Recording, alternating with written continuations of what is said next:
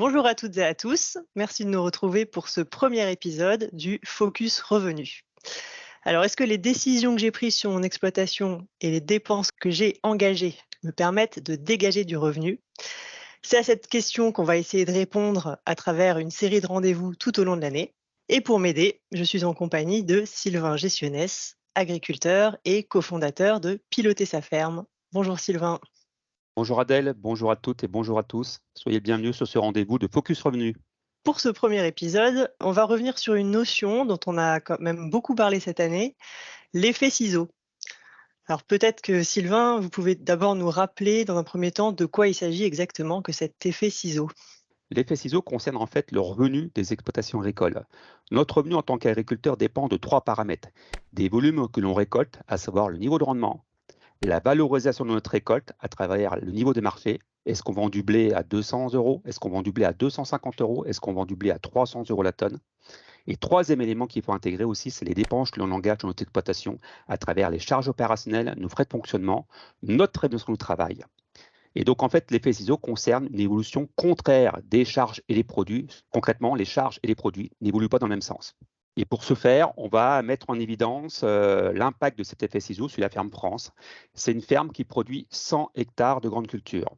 Ce sont plutôt des régions qui sont colorées en jaune sur la carte, donc plutôt des régions qui sont situées au nord de la Loire. Et donc, cette ferme, elle a un assolement. Elle produit 42% de blé, 15% d'orge, 12% de maïs, 15% d'oléagineux, 2% de pois, 5% de pommes de terre et de betteraves et 9% d'autres cultures. Et donc, on va suivre le revenu de cette ferme France au cours de ces dernières années. Et donc, pour ce faire, on s'appuie sur des données technico-économiques. Donc, premier niveau, les rendements. Donc, ce sont des données qui sont produites par le service statistique du ministère de l'Agriculture, Agreste. Deuxième élément, donc on prend la valorisation de la récolte. Donc, on va s'appuyer sur la valorisation des exploitations de la région Champagne-Ardenne. C'est une région assez représentative du prix constaté en France et on va s'appuyer sur les prix moyens versés par ces différents organismes de stockeurs dans cette région-là. Et troisième élément, donc on va s'appuyer sur les charges constatées sur les exploitations de grandes cultures. Donc pour ce faire, on s'appuie sur les données économiques transmises par les différents cabinets d'expertise comptable de cette région-là. Donc ce sont l'ensemble des charges opérationnelles, l'ensemble des frais de fonctionnement des exploitations agricoles, auxquels il convient d'ajouter la rémunération du travail de l'agriculteur, parce que notre travail a une valeur, il est important qu'il soit intégré dans les dépenses de l'exploitation. Et de ce montant-là, on déduit les aides PAC. Et on atteint ainsi un objectif de chiffre d'affaires à atteindre que l'on exprime en euros à l'hectare. Et ensuite, ces besoins de chiffre d'affaires, on l'exprime en euros la tonne à travers un seuil de commercialisation. Donc, on va partir de l'année 2020. Donc, sur cette ferme France-là, il y a 100 hectares de culture. Donc, le besoin de chiffre d'affaires s'établissait à plus de 1 350 euros à l'hectare en moyenne sur les 100 hectares de grande culture. Le chiffre d'affaires constaté en 2020 s'établissait à peine à 1 300 euros. Donc, il a manqué environ 30 euros de chiffre d'affaires à l'hectare en 2020 pour que le chiffre d'affaires couvre l'ensemble des dépenses de l'exploitation. Et donc, en 2021, on voit l'effet ciseau positif à travers le ciseau s'ouvre, puisque le revenu progresse. Il progresse de par l'évolution favorable du chiffre d'affaires constaté sur les exploitations agricoles. La courbe rouge met en évidence l'évolution du besoin de chiffre d'affaires. Il y a très peu d'évolution de dépenses entre l'année 2020 et 2021. Donc, ce qui veut dire que le revenu en plus en 2021 provient de l'évolution favorable du chiffre d'affaires. Et cette évolution favorable du chiffre d'affaires provient de la reprise des marchés agricoles qu'on a constaté en 2021, puisqu'après plusieurs années où les marchés Euronext en blé étaient en dessous des 200 euros la tonne, le blé de la récolte 2021, le marché Euronext a progressé à 250 puis 300 euros la tonne en fin d'année 2021. Donc, on a une reprise des marchés, donc du chiffre d'affaires en plus et donc du revenu en plus. Donc, c'est le côté positif de l'effet ciseau dès l'année 2021. Cet effet positif s'est poursuivi en 2022. On voit avec un niveau de marge d'environ 396 euros à l'hectare en 2022. Donc, on a une nouvelle progression des charges qu'on a observée en 2022 avec des charges qui ont atteint 1 650 euros à l'hectare et un chiffre d'affaires qui a dépassé les 2 000 euros de l'hectare. Donc, on a une marge d'environ 400 euros à l'hectare. Mais ce qu'on peut voir en 2022, c'est que le taux de marge a commencé à diminuer. Donc, en 2021, il y avait un chiffre d'affaires de 134 euros pour 100 euros de dépenses. Et en 2022, on a un chiffre d'affaires de 124 euros pour 100 euros de dépenses. Donc, Néanmoins, on reste sur 2 années positives avec des excédents d'environ 400 € à l'hectare, rémunération du travail déduite pour les agriculteurs sur cette ferme France avec l'assolement qu'on a présenté. Et quels sont les résultats pour 2023? Et bien là, c'est la paire de ciseaux qui se referme. Donc c'est le côté ciseaux négatif avec, on voit sur la courbe rouge les charges qui progressent avec un niveau de charge qui atteint les 2 000 € de l'hectare, alors que la courbe verte diminue et se croise. Donc quand ces 2 courbes se croisent, donc on voit bien l'effet ciseau avec une perte attendue d'environ 245 € à l'hectare sur cette ferme France grande culture. Donc, ce qui veut dire que le chiffre d'affaires ne permet plus de rémunérer l'ensemble des dépenses de l'exploitation agricole, il ne permet plus de rémunérer le travail de l'agriculteur. Alors, qu'est-ce qui s'est passé en 2023 pour que cet effet ciseau, se referme? Alors, on va revenir sur les 3 éléments que constituent le revenu d'une exploitation agricole. Donc, premier élément, les dépenses que l'on engage. On voit sur ce graphique-là l'évolution du besoin de chiffre d'affaires sur la ferme France entre 2021, 2022, 2023. Donc en 2022, on a eu une première hausse du besoin de chiffre d'affaires puisque celui-ci a atteint plus de 1 500 € à l'hectare. Et cette augmentation constatée en 2022 provient en fait du poste des engrais puisqu'on a une inflation significative du poste engrais en 2022 de par la hausse des prix des engrais constatée au deuxième semestre 2021. Et cette hausse du besoin de chiffre d'affaires s'est poursuivie en 2023 avec un besoin de chiffre d'affaires qui a atteint 1 757 € à l'hectare, donc une nouvelle progression de plus de 200 € à l'hectare. Et l'inflation a concerné l'ensemble des postes de charge des exploitations de grande culture en France. Donc les services, ça concernait les dépenses de produits de traitement, les approvisionnements, le GNR, et donc ainsi le besoin de chiffre d'affaires a progressé de façon significative.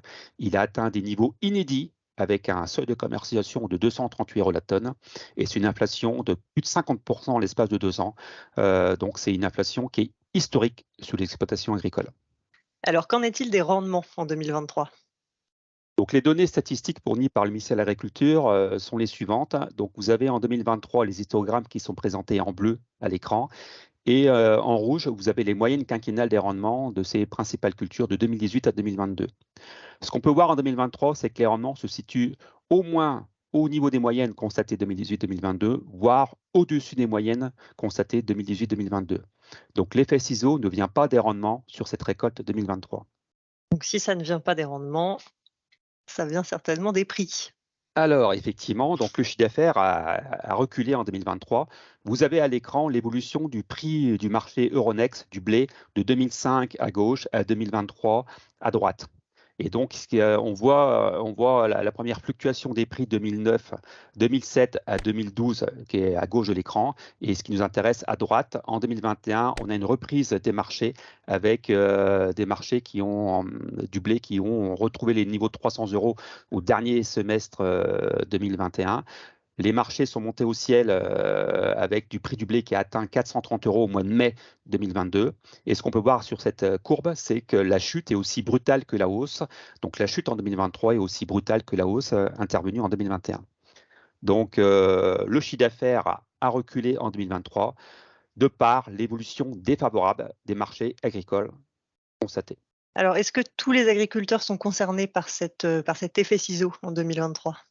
Alors, on va s'intéresser déjà aux revenus de cette ferme moyenne et on va répondre à ces éléments à la question pertinente que vous venez de poser, Adèle. Donc en 2020, on retrouve les éléments qu'on vient de présenter sur la ferme France avec un manque à gagner d'environ 3 000 € sur 100 hectares, dont 30 € en 2020. Donc on voit que la marge était négative en 2020. En 2021, on retrouve cette marge positive de près de 45 000 € sur la ferme de 100 hectares, donc 45 000 € d'excédent après rémunération du travail de l'agriculteur, donc un niveau de marge de 34%. En 2022, la marge s'établit autour des 40 000 € sur cette ferme de 100 hectares, avec le niveau de marge qui commence à diminuer à 124%. Et en 2023, on retrouve ces éléments avec une marge négative, avec une perte attendue de près de 25 000 € sur cette exploitation de 100 hectares. Dans la ferme présentée, on a un assolement avec 5% de culture industrielle. Donc, cette évolution que l'on présente dans cette ferme moyenne, en fait, va masquer les différences entre les régions. Ça va dépendre du poids des cultures industrielles. Une région, des exploitations qui ont 25 à 30% de betteraves dans l'assolement. Donc, les bonnes performances attendues de la betterave en 2023 en fait compenser une partie, voire 100% de la baisse attendue du revenu sur les cultures de céréales.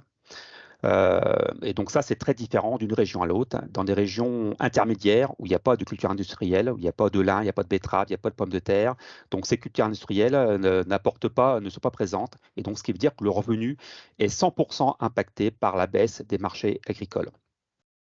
Ça, c'est un premier élément. Donc, ces différences viennent des régions, donc de la part des cultures industrielles en seulement. Et deuxième différence qui va intervenir, donc là, ça va dépendre des choix de gestion des agriculteurs. Quels sont les choix fiscaux qui ont été retenus au titre des revenus fiscaux 2021-2022? Quelles sont les décisions d'investissement qui ont été retenues sur ces exploitations agricoles-là?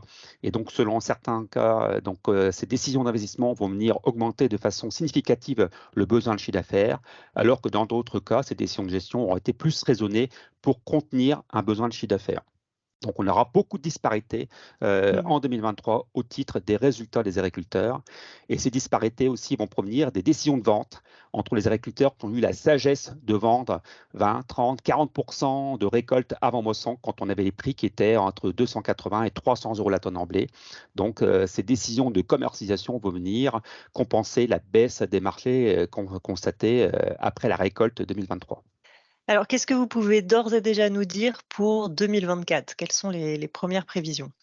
Alors, ce qu'on sait pour 2024 en tant qu'agriculteur, c'est qu'on connaît assez facilement les dépenses que l'on va engager pour la récolte 2024, puisque les achats d'engrais sont réalisés. Le GNR a été acheté pour réaliser les travaux au deuxième semestre 2023. Nos dépenses de fonctionnement sont assez stables d'une année sur l'autre. On connaît les annuités que l'on va devoir rembourser en 2024, donc on peut approcher notre besoin de chiffre d'affaires. Donc, le côté positif, c'est qu'en 2024, pour la récolte 2024, c'est que le prix des engrais a diminué. Donc, on a un effet favorable sur le baisse du besoin de chiffre d'affaires à travers la baisse des engrais. Mais l'ensemble des autres postes de charge restent à des niveaux assez soutenus. Donc, on a une baisse d'environ 12% du besoin de chiffre d'affaires entre 2024 et 2023, dans ce côté positif. Mais néanmoins, ce chiffre d'affaires reste à un niveau soutenu puisqu'il atteint plus de 1 500 euros à l'hectare. Ça représente, avec un rendement d'environ 7 tonnes 2, 7 tonnes 3 à l'hectare, un seuil de commercialisation d'environ 214 euros la tonne.